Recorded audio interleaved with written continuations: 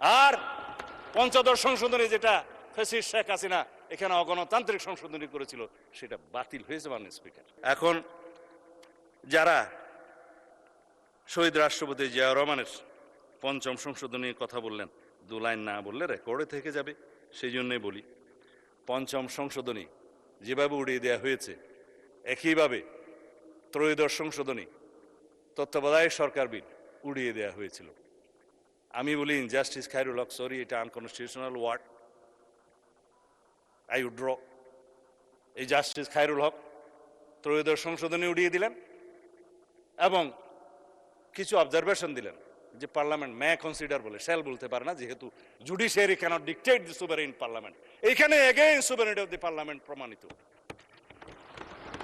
জুডিশিয়ারির হাত এখানেই সীমাবদ্ধ যে এই সুভারেইন লেজিসলেচারকে পার্লামেন্টকে ডিকটেট করতে পারে না, সাজেস্ট করতে পারে। এবং এখানকার পাশকৃত যে কোনো অ্যামেন্ডমেন্ট, আইন, সংবিধান হোক আর যাই হোক, ইন্টারপ্রিট করতে পারে একজন ব্যারিস্টার সদস্য বলেছেন। হ্যাঁ, supreme court is the guardian of the constitution, interpret করতে পারে কনস্টিটিউশনের, এবং ইন্টারপ্রিটের পরে যদি মনে হয় যে এটা তাদের বিবেচনায় আনকনস্টিটিউশনাল কোনো বিধান ডিক্লেয়ার করতে পারে, আল্টা বায়ার্স দ্য কনস্টিটিউশন, এবং নাল অ্যান্ড ভয়েড যাই হোক, যে ভাষাই হোক করতে পারে, ওইখানেই সীমাবদ্ধ। কিন্তু পার্লামেন্ট সেইটার অনুবলে তারা বলতে পারে না যে পার্লামেন্টকে এই এনাক্টমেন্ট নিতে হবে। আমাদেরকে এখনো সেই জন্য বলি, তত্ত্বাবধায়ক সরকার বিল আমাদেরকে এখানে গ্রহণ করতে হবে মাননীয় স্পিকার। ত্রয়োদশ সংশোধন বিলের মাধ্যমে জাজমেন্টকে তো তাই বলতে হবে, জুডিশিয়ারিকে তাই বলতে হবে। ত্রয়োদশ সংশোধনীকে যে আনকনস্টিটিউশনাল ডিক্লেয়ার করলো, সেইটাকে আবার রিভিউতে বলা হলো নো, ত্রয়োদশ সংশোধনী লেজিটিমেট এনাক্টমেন্ট। কিন্তু সেটা যেহেতু এটাকে বলা হয়, এটা doctrine of eclipse, doctrine of eclipse অনুসারে সেটা রিইনস্টেট হয়েছে, চন্দ্রগ্রহণ চলে গিয়েছে।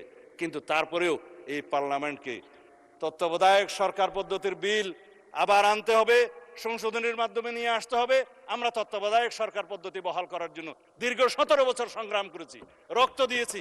এই তত্ত্বাবধায়ক সরকার ব্যবস্থা পুনর্বহালের জন্য দেশনেত্রী বেগম খালেদা জিয়া শেষ মুহূর্ত পর্যন্ত জীবনের চেষ্টা করেছেন। তিনি শান্তিতে শুয়ে আছেন, কারণ ত্রয়োদশ সংশোধনী বহাল হয়েছে মাননীয় স্পিকার। আর পঞ্চদশ সংশোধনী যেটা ফ্যাসিস্ট শেখ হাসিনা এখানে অগণতান্ত্রিক সংশোধনী করেছিল সেটা বাতিল হয়েছে মাননীয় স্পিকার। পূর্ণাঙ্গ বাতিল হয়নি, আপিল হয়েছে আপিলের ডিভিশনে, হাইকোর্ট যেটুকু বাতিল করেছে, বাকিগুলো ওখানে করবে। কিন্তু আমি বলি কি মাননীয় স্পিকার, সেইটার আর প্রয়োজন নাই।